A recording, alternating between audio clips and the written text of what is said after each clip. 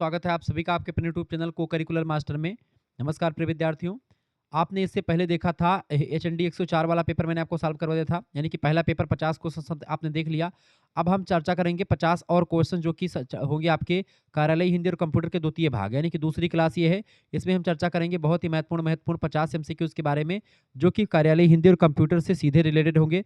50 question आपने देखे जो कि आपको बहुत पसंद आए। आपने कहा कि गुरुजी इसका अगला पार्ट लाइए, यानी 50 क्वेश्चंस वाला अगला क्वेश्चन पार्ट लाइए। मैंने कहा बिल्कुल लाना चाहिए। ठीक है, चलिए पहला प्रश्न आपका आ चुका। पारिभाषिक सदस्यों, मित्रों एवं अन्य प्रियजनों को लिखे जाने वाले पत्र को क्या कहते हैं? अगर आप जैसे किसी कार्यालय को लिखते हैं, किसी अधिकारी को लिखते हैं, तो ऐसे पत्रों को हम लोग क्या कहते हैं?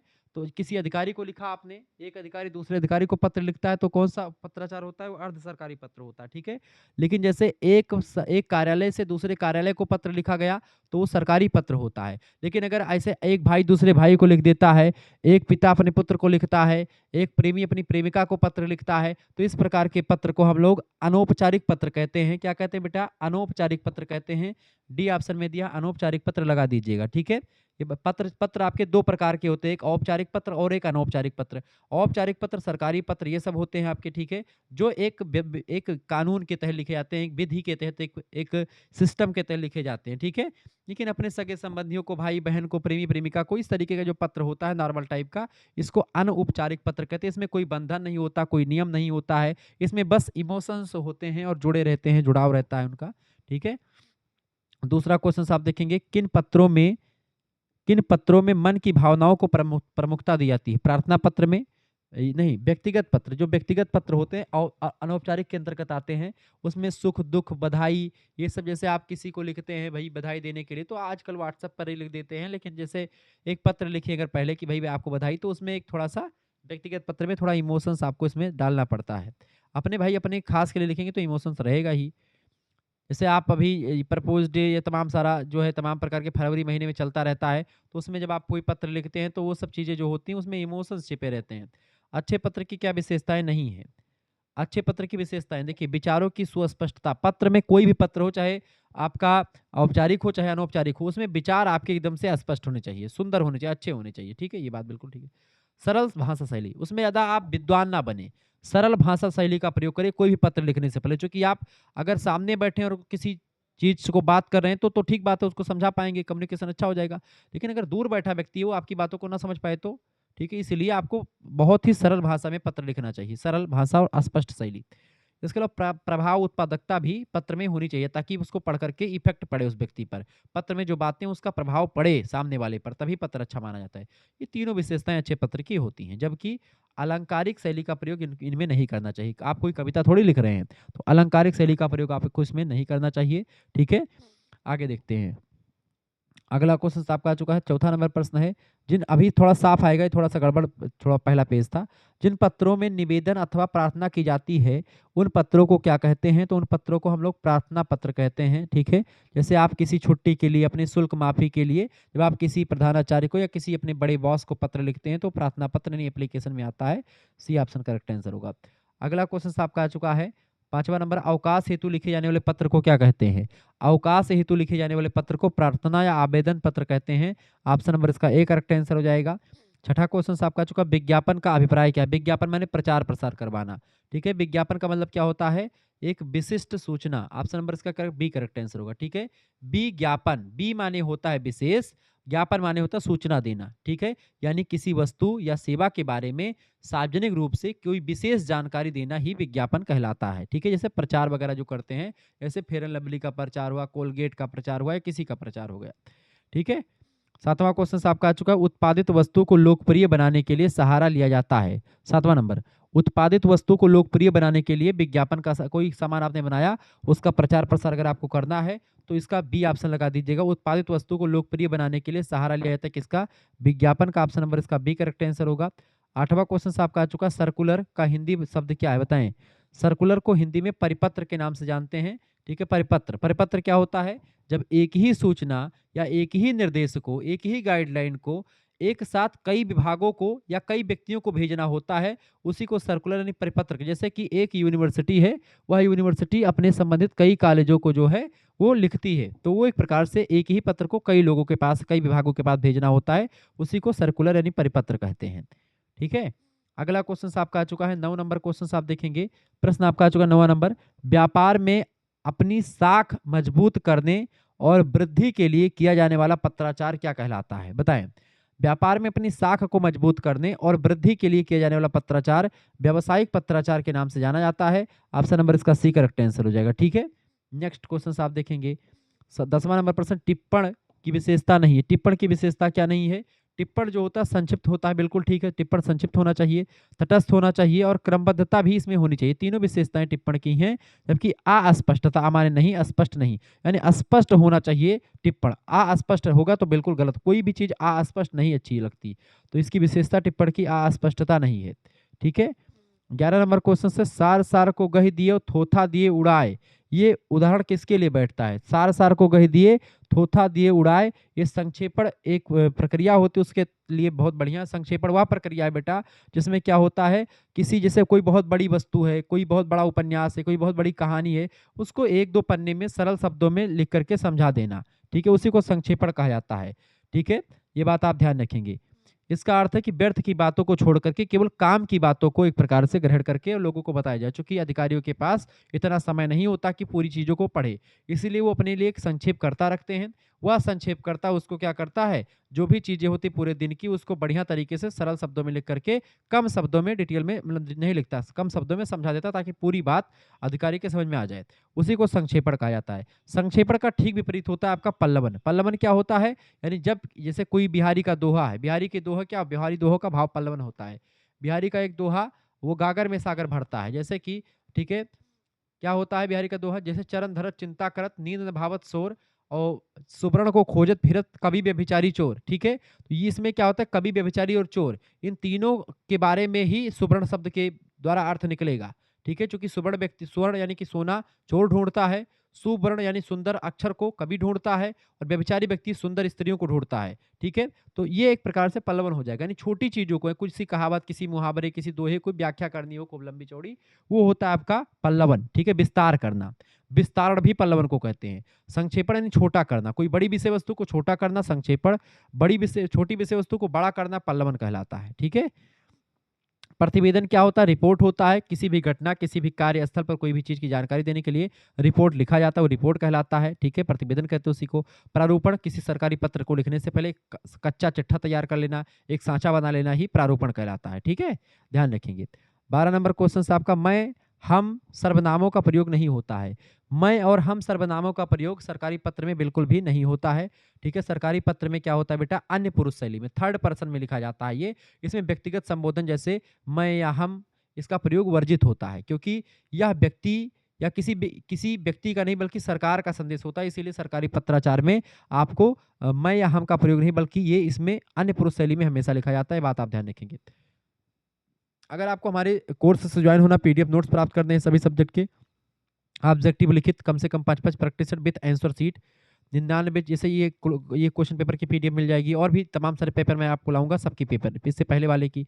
9984 039 139, इस नंबर पर आप व्हाट्सएप पर एसएमएस कर दीजिएगा। क्या एसएमएस करेंगे, अपना नाम एसएमएस कर दीजिएगा, अपनी यूनिवर्सिटी का नाम, अपने सब्जेक्ट के नेम, और आप किस सेमेस्टर में, अपने सेमेस्टर का नाम लिख करके भेज दीजिएगा। जैसे इतना लिख करके आप भेजेंगे, आपके पास एक क्यूआर कोड स्कैनर भेजा जाएगा। उसी स्कैनर पर आपको मात्र और मात्र कितने रुपए बेटा, मात्र और मात्र 100 रुपये फीस जमा कर देने होंगे। उसी 100 रुपये फीस में आपके लिए हिंदी, जियोग्राफी, पॉलिटिकल साइंस, जो भी सब्जेक्ट आपका होगा सभी सब्जेक्ट का नोट्स मिलेगा, वीडियो लेक्चर्स मिलेगा, सब कुछ आपको मिलेगा मात्र 100 रुपये फीस में। जिन बच्चों को जुड़ना है तुरंत इसमें जुड़ जाएं। अगर आपको second semester and third semester एक साथ जुड़ेंगे तो मात्र 150 रुपये फीस लगेगी, यानी कि 50 रुपये उसमें छूट चल रही है। 150 रुपये फीस में आपको क्या क्या मिलेगा बेटा, 150 रुपये फीस में आपको खूब मिल जाएगा क्या, live class, video lecture, PDF सब कुछ मिलेगा। सेकंड सेमेस्टर पूरा और पूरा थर्ड सेमेस्टर, यानी एक साल तक की फीस केवल 150 रुपये है।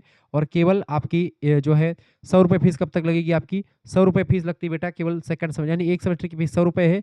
अगर जो बच्चा एक साथ लेता है, अभी ऑफर चल रहा है, तो 150 रुपये में आपका हो जाएगा second semester and third semester. ठीक है, ये बात आप ध्यान रखिएगा। तो तुरंत एसएमएस करें। ये फीस आप खुद भी जमा कर सकते हैं, आपके घर में कोई चलाता ऑनलाइन माध्यम, या किसी दूसरे से आप भी करवा सकते हैं, कोई इशू नहीं कि आप खुद ही करें।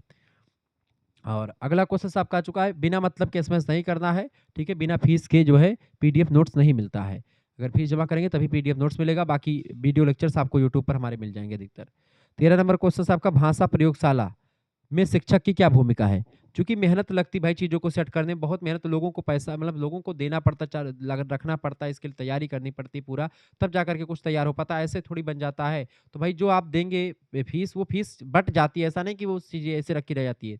और इतनी कम फीस रखी गई है, आप एक सब्जेक्ट की सीरीज़ खरीदते खुद ही सोचो, तो आपकी ₹60 की एक सीरीज़ पड़ती है, कम से कम 4 या 5 सीरीज़ आपकी खरीदनी पड़ती है हर एक सब्जेक्ट की, ठीक है? तो कितना हो जाता है, 56 36 ₹300 आपके खर्च हो जाते हैं। ये ₹300 आपके अच्छे हैं एक सेमेस्टर के, या ₹100? अगर आप इससे भी और अच्छे ₹150 लगाते हैं, अगर खर्च करते हैं हमारे पास, तो उसी में आपको क्या मिल जाएगा, यानी 300 एक सेमेस्टर का, 300 दोनों सेमेस्टर का फ्री सीरीज में लग जाएगा। आपका ₹600 खर्च हो जाएगा। ये ₹600 ना लग करके आपका ₹150 में सारा काम मैं करवा दे रहा हूँ, तो आपके लिए कितना अच्छा होगा, ठीक है? इसमें आपको मेरे द्वारा बनाए गए नोट्स भी मिलते हैं, सब कुछ आपको मिलता रहता है, और कहीं पर भटकना आपको नहीं पड़ता है, सब कुछ आपको मिलता रहता है, ठीक है? ये बात आप ध्यान रखेंगे। क्लियर? आगे बढ़ते हैं और भी चीज़ों को जानने का प्रयास करते हैं। तो ये एक प्रकार से ये क्या होता है आपका, तो भाषा प्रयोगशाला में शिक्षक की क्या भूमिका होती है? भाषा प्रयोगशाला में किसकी भूमिका होती है बेटा? निर्देशक की भूमिका होती है। निर्देशक की भूमिका, ए ऑप्शन करेक्ट आंसर हो जाएगा। एक निर्देशक होता है। 14 नंबर क्वेश्चन आपका आ चुका, फटाफट से आप देखने का प्रयास करेंगे। प्रश्न है, ई लर्निंग का क्या आशय है? ई लर्निंग, ई लर्निंग मतलब होता है इलेक्ट्रॉनिक या इंटरनेट के माध्यम से घर पर बैठ करके शिक्षा प्राप्त करना ही ई लर्निंग कहलाता है। ऑनलाइन शिक्षा प्रणाली को ही हम क्या कहते हैं? ई लर्निंग कहते हैं। इसका बी ऑप्शन राइट आंसर होगा। 15 नंबर प्रश्न है, विक्रय कला का एक नियंत्रित जनसंचार माध्यम है।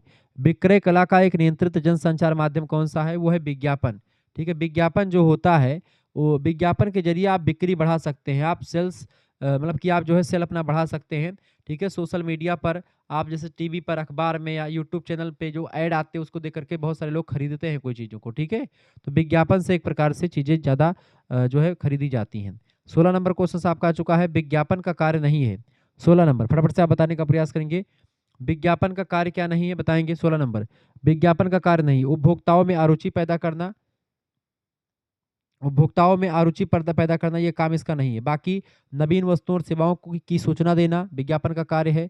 उपभोक्ताओं की स्मृति को प्रभावित करना, ये भी बिल्कुल जो है, चूँकि अगर बार-बार एक ही चीज़ आपके सामने आती है, टीवी पर प्रचार आता है, तो जब भी कोई सामान आप खरीदने जाएँगे और जिसका प्रचार देखे रहेंगे, उस सामान को आप जल्दी खरीद लेंगे। उपभोक्ताओं में वस्तु के प्रति रुचि तथा विश्वास उत्पन्न करना, ये भी विज्ञापन, कैसे किसी बड़े एक्टर ने प्रचार कर दिया कि भाई इसको करने से ये होता है, उसको करने से वो होता है, तो उसमें बड़ा फेमस हो जाएगा, ठीक है? उससे क्या होता है, वो प्रसिद्ध हो जाता है। तो उसको लोग जब भी कोई चीज़ खरीदने जाएँगे तो विज्ञापन याद आ जाएगा और वो चीज़ें वही खरीदेंगे जिसका विज्ञापन, जिसका प्रचार आया हुआ है। तो डी ऑप्शन, उपभोक्ताओं में अरुचि पैदा करना, ये विज्ञापन का कार्य नहीं है। बाकी तीनों होते हैं। 17 नंबर क्वेश्चन आपका आ चुका, अंधानुकरण शब्द का उदाहरण है। अंधानुकरण बताएँ। अंधानुकरण शब्द का उदाहरण इनमें से कौन सा है? बताएँ 17 नंबर। अंधानुकरण शब्द जो होता है, ये पल्लवन का उदाहरण होता है, पल्लवन का, ठीक है? पल्लवन का अर्थ होता है किसी छोटे विचार या किसी शब्द को विस्तार से लिखना। अंधानुकरण जैसे संक्षिप्त विचार को जब हम विस्तृत निबंध या लेख के रूप में समझाते हैं, तो उसी को पल्लवन कहा जाता है, ठीक है? 18 नंबर क्वेश्चन आपका आ चुका, रिपोर्ट को कहा जाता है, रिपोर्ट, रिपोर्ट को मैंने आपको बताया था, रिपोर्ट को हिंदी में प्रतिवेदन कहा जाता है। क्या कहते हैं? रिपोर्ट को प्रतिवेदन कहा जाता है।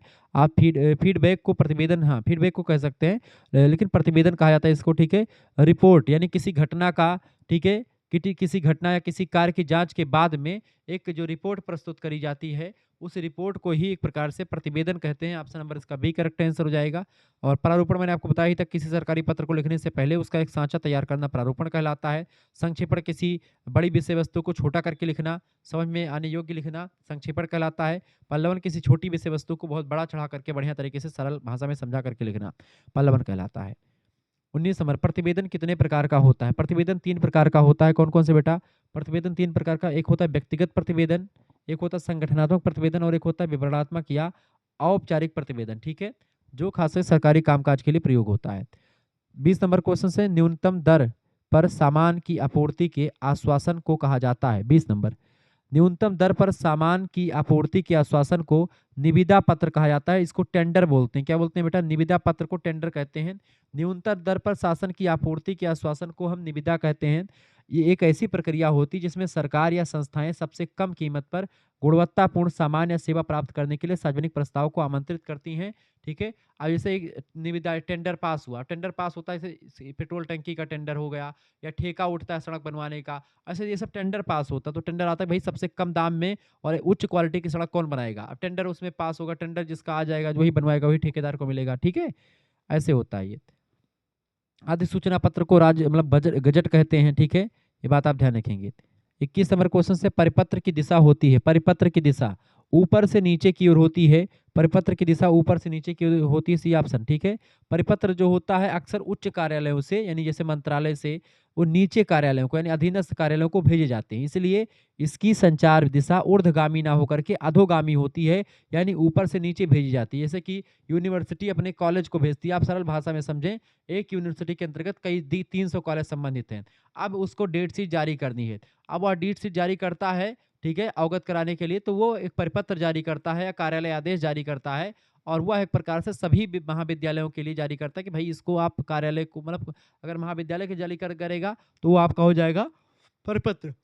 ठीक है, तो वो आपका यूनिवर्सिटी बड़ा है, कॉलेज छोटा है, तो कॉलेज के लिए जारी कर रहा है, यानी कि वो क्या होता है ऊपर से नीचे की ओर होता है, जारी किया जाता है परिपत्र की दिशा।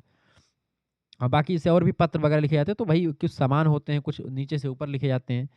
22 नंबर क्वेश्चन से अनेक विभागों अथवा कार्यालयों में से एक साथ भेजे जाने वाले पत्र क्या कहलाते हैं। 22 नंबर, अनेक कार्यालयों या विभागों में एक साथ भेजे जाने वाला पत्र को परिपत्र ही कहा जाता है, सर्कुलर कहते हैं। ठीक है, यानी जब एक ही सूचना को गश्ती पत्र की तरह कई रिसीवर्स को एक साथ भेजा जाता है तो उसी को परिपत्र कहते हैं। जैसे कि मैं अगर भेजता हूँ, जैसे आपके पास एक पीडीएफ भेजता हूँ ग्रुप में, तो सभी बच्चों के पास जाता है, तो वो भी परिपत्र के रूप में आप कह सकते हैं। मतलब एक नॉर्मल तरीके से मैं समझाने के लिए बता रहा हूँ। किसी सुगठित विचार या भाव के विस्तार को क्या कहते हैं। किसी सुगठित विचार या भाव को, जैसे बिहारी का दोहा, सत सैया के दोहरे जो नामक के तीर देखन में छोटे लगे घाव करे गंभीर। छोटे छोटे रहते हैं लेकिन बड़े ही एक प्रकार से टाइट रहते हैं। तो किसी सुगठित विचार या भाव के विस्तार को हम क्या कहते हैं। सुगठित विचार या भाव के विस्तार को हम क्या बोलते हैं बेटा, पल्लवन कहते हैं। ऑप्शन नंबर इसका डी करेक्ट आंसर हो जाएगा। ठीक है, और किसी बढ़िया विस्तार वाली शैली में लिखी गई चीजों को अगर उसका हम कम शब्दों में लिखते हैं तो उसी को हम संक्षेपण कहते हैं। किसी विस्तृत विवरण, वक्तव्य, पत्रव्यवहार या लेख के तथ्यों और निर्देशों के संयोजन को क्या कहते हैं। 24 नंबर, इसका ठीक विपरीत आ गया भैया। किसी विस्तृत विवरण को, किसी विस्तृत वक्तव्य को, किसी पत्र व्यवहार जो बड़ा लिखा है, किसी लेख तो उसको एक प्रकार से खूब ज्यादा लिखा, उसके तथ्यों और निर्देशों को इकट्ठा करके बता देना क्या कहलाता है, संक्षेपण कहलाता है। यानी बड़ी विषय वस्तु को छोटा करके लिखना संक्षेपण कहलाता है। अगला क्वेश्चन 25 नंबर क्वेश्चन से पत्र का कच्चा रूप यानी रूपरेखा क्या कहलाता है, उसको हम क्या बोलते हैं, प्रारूपण कहते हैं, मसौदा कहते हैं। ठीक है, आलेखन कहते हैं।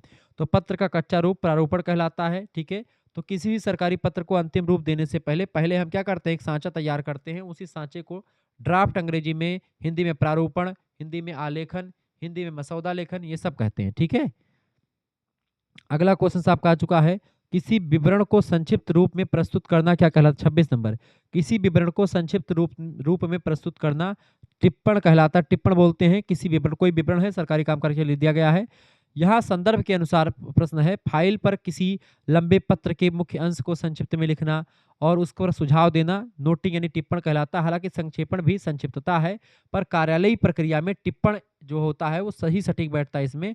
तो यहाँ पर आपका चूंकि ऑप्शन में संक्षेपण नहीं दिया, इसका मतलब टिप्पण के लिए ही बात कही जा रही है। टिप्पण कार्यालय में चीजों को, कार्यालय आदेशों को कम करके सरल भाषा में बताने का प्रयास करता है। ठीक है, 27 नंबर, सरकार के विभिन्न मंत्रालयों और विभागों के बीच आपसी पत्राचार को क्या कहते हैं। 27 नंबर, तो उसको बोलते हैं कार्य, सरकार के विभिन्न मंत्रालयों और विभागों के बीच में आपसी पत्राचार की बात हो रही है। आपसी पत्राचार को हम लोग क्या बोलते हैं, कार्यालय ज्ञापन कहते हैं। ऑप्शन नंबर इसका बी करेक्ट आंसर हो जाएगा। ऑफिस मेमोरेंडम कहा जाता है अंग्रेजी में। इसका उपयोग अंतर विभागीय संचार के लिए किया जाता है, जहां एक मंत्रालय दूसरे मंत्रालय को कोई सूचना देना होता है, तो ऐसे में कार्यालय ज्ञापन के द्वारा आदेश जारी होता है। ये बात ध्यान रखेंगे। ठीक है, अगला क्वेश्चन आपका आ चुका है, जबकि एक कार्यालय से दूसरे कार्यालय को पत्र लिखा गया है, आपसी नहीं, एक कार्यालय से दूसरे कार्यालय को, तो वो होता है आपका सरकारी पत्र। व्यक्तिगत परिचय और पहचान की झलक नहीं होती है। व्यक्तिगत परिचय और पहचान की झलक औपचारिक पत्रों में बिल्कुल भी आपको नहीं दिखेगी, क्योंकि इसमें आप देखते हैं अन्य पुरुष शैली में लिखा जाता है ये। ठीक है, इसमें मैं और हम जैसे सर्वनामों का प्रयोग नहीं होता। 29 नंबर क्वेश्चन आपका आ चुका, फटाफट से आप देखने का प्रयास करेंगे। प्रश्न है, तुम मुझे मुझे यह कहने का निर्देश हुआ है, मुझे यह कहने का निर्देश हुआ है कि किन पत्रों की शुरुआत इस वाक्य से होती है। मुझे यह कहने का निर्देश हुआ है, कैसे मतलब किन पत्रों में ऐसा शुरुआती शब्द देखने को मिलता है। सरकारी पत्र में ये एक प्रकार से लिखा जाता है कि मुझे यह कहने का निर्देश हुआ है। सरकारी पत्रों में एक विशिष्ट शैली होती है जिसमें अधिकारी स्वयं की ओर से नहीं बल्कि सरकार की आज्ञा से लिखता है। इसीलिए आई एम डायरेक्टेड टू से ऐसा लिखता है, मुझे यह कहने का निर्देश प्राप्त हुआ है। ठीक है, क्योंकि वो सरकार की बात होती है। नोटिफिकेशन को क्या कहते हैं हिंदी में? नोटिफिकेशन को अधिसूचना के नाम से जानते हैं। इसका सी ऑप्शन करेक्ट आंसर हो जाएगा। इसी को बेटा क्या बोलते हैं? गजट भी कहते हैं। सरकार के आदेशों या नियुक्तियों को जब आधिकारिक राजपत्र ने गजट में प्रकाशित किया जाता है तो उसी को अधिसूचना ने नोटिफिकेशन कहा जाता है। 31 नंबर क्वेश्चन से ई शिक्षा के अनुप्रयोगों और प्रक्रियाओं में शामिल है। ई शिक्षा के बताएं, ई शिक्षा के अनुप्रयोगों और प्रक्रियाओं में शामिल है तो वेब आधारित शिक्षा, कंप्यूटर आधारित शिक्षा, आभासी कक्षाएं और डिजिटल संयोग, ये सब जो होता है इंटरनेट शिक्षा यानी जो इंटरनेट वाली शिक्षा होती है, ई शिक्षा, इलेक्ट्रॉनिक शिक्षा, उसके अनुप्रयोगों और प्रक्रियाओं में ये सब चीजें शामिल हैं। डी ऑप्शन लगा देंगे उपयुक्त सभी। 32 नंबर क्वेश्चन आपका आ चुका है। ई शिक्षा के समानार्थी शब्दों के रूप में प्रयोग किया जाता है। ई शिक्षा के समानार्थी शब्दों में बताएं 32 नंबर बताएं। ई शिक्षा के समानार्थी शब्दों के रूप में प्रयोग होता है कंप्यूटर आधारित शिक्षा सीबीटी, इंटरनेट आधारित शिक्षा आईबीटी, ठीक है, वेब आधारित शिक्षा डब्ल्यूबीटी, ये तीनों जो होते हैं इस शिक्षा के समानार्थी शब्दों के प्रयोग में कर सकते हैं। डी ऑप्शन लगा देंगे, उपरोक्त सभी इसका राइट आंसर है। 33 नंबर क्वेश्चन है हिंदी भाषा के फांट हैं। हिंदी भाषा के फांट, मंगल हिंदी भाषा का फांट है, कृतदेव, चाणक्य, ये सब क्या है? ये सब हिंदी भाषा के फांट हैं। टाइपिंग के लिए मंगल यूनिकोड आधारित, कृतदेव जो है लेगेसी फांट होता है, चाणक्य जो है सबसे लोकप्रिय है और मानक फांट चाणक्य है। चाणक्य में ही अधिकतर जो है लिखा जाता है हिंदी को। ऑप्शन नंबर इसका डी करेक्ट आंसर होगा। 34 नंबर क्वेश्चन आपका आ चुका। ई शिक्षा की विशेषताएं क्या है? ई शिक्षा की विशेषताएं, छात्र अपनी सुविधा के अनुसार किसी भी समय कहीं पर भी शैक्षिक कार्य कर सकता है। रजाई के अंदर, कार के अंदर, कहीं रोड पर बैठ करके, कहीं रीजनिंग मतलब उसमें क्या नाम है लाइब्रेरी हॉल में बैठ करके, कहीं पर भी किसी भी स्थिति में किसी भी समय कभी भी आप पढ़ सकते हैं, कितनी भी देर पढ़ सकते हैं, किसी भी टीचर से पढ़ सकते हैं आप। ये शिक्षा की पहली विशेषता। दूसरी विशेषता, छात्र वेब आधारित शिक्षण सामग्री अनिश्चित काल तक प्राप्त कर सकते हैं। यानी आज उसको पढ़ा, आज मैंने ये वीडियो बनाई, इसको आप चाहे एक बार देखो चाहे 10 बार देखो। वैसे क्लास का लेक्चर केवल एक बार आप देखते हो, फिर उसके बाद नोट्स अगर नहीं तैयार किया तो फिर दोबारा वो लेक्चर आप नहीं सुन पाएंगे। लेकिन यहाँ पर क्या है कि एक बार उसको देखा, नहीं समझ में, फिर दोबारा देख लिया, तिबारा देख लिया, तो आपको सबको समझ में आ जाता है। इस शिक्षा के माध्यम से पढ़ाई करना क्या होता है? मितव्ययी यानी कम खर्चीला होता है। जैसे आप अगर बीए की वैसे कोचिंग करते तो कम से कम आपका 1000-2000 रुपये लग जाता। लेकिन आप जो है 1 साल तक, 6 महीने तक आप पढ़ते हो, 1 साल तक 150 रुपये में शुक्ला डी पॉइंट से 100 रुपये में आप पढ़ते हो, पूरा नोट्स वगैरह सब मिल जाता है। डी ऑप्शन लगा देंगे उपयुक्त सभी, तो कम खर्चीली है। 35 नंबर क्वेश्चन से ई पाठशाला वेब पोर्टल है। बताएं ई पाठशाला वेब पोर्टल जो है ये सरकारी है। ऑप्शन नंबर इसका ए करेक्ट आंसर हो जाएगा। सरकारी यानी राजकीय, ए ऑप्शन इसका करेक्ट आंसर हो जाएगा। ई पाठशाला भारत सरकार के शिक्षा मंत्रालय और एनसीईआरटी के द्वारा जारी किया गया एक आधिकारिक सरकारी पोर्टल होता है जो मुफ्त शैक्षिक जो है संसाधन को उपलब्ध करवाता है। ई पाठशाला। 36 नंबर क्वेश्चन आपका आ चुका, फटाफट से आप देखने का प्रयास करेंगे। 36 नंबर क्वेश्चन से हिंदी भाषा और साहित्य की महत्वपूर्ण वेबसाइट कौन सी है?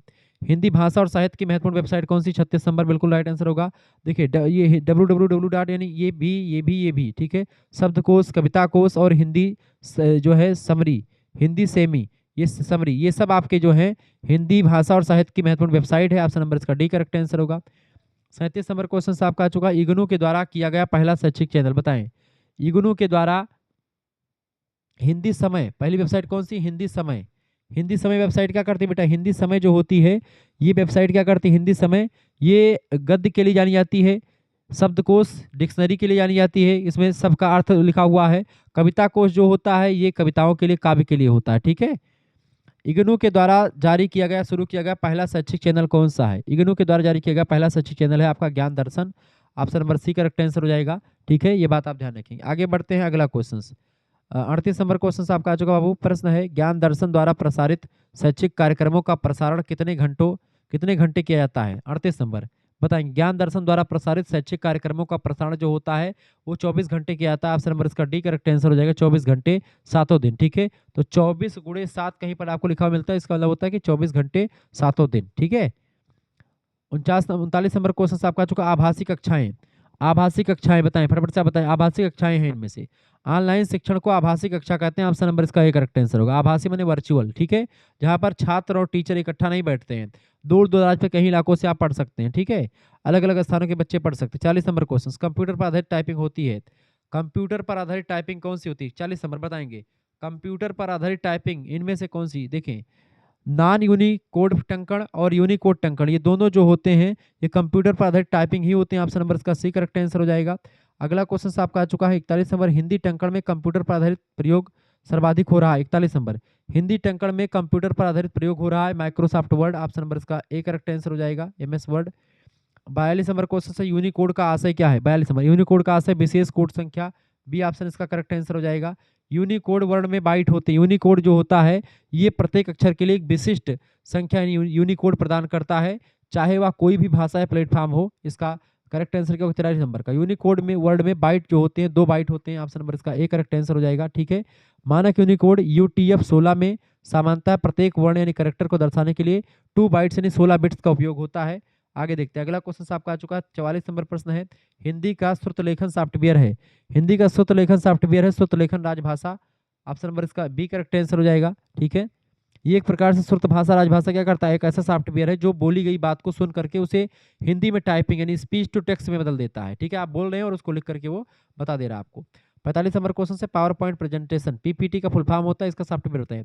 पावर पॉइंट प्रेजेंटेशन का सॉफ्टवेयर होता है माइक्रोसॉफ्ट, ठीक है। ऑप्शन नंबर इसका सी करेक्ट आंसर हो जाएगा। ये बात आप ध्यान रखेंगे। MS ऑफिस का हिस्सा है माइक्रोसॉफ्ट, मतलब PPT।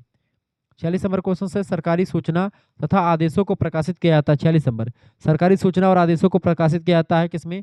राजपत्र में, गजट में। ऑप्शन नंबर इसका करेक्ट आंसर क्या होगा? B option. अगला क्वेश्चन आपका चुका 47 नंबर क्वेश्चन आप देखेंगे। 47 नंबर प्रश्न, कार्यालय आदेश में अधिकारी का हस्ताक्षर किस स्थान पर होता है? तो सरकारी पत्र में कार्यालय के जो अधिकारी होते हैं उनका हस्ताक्षर होता है नीचे दाहिनी ओर।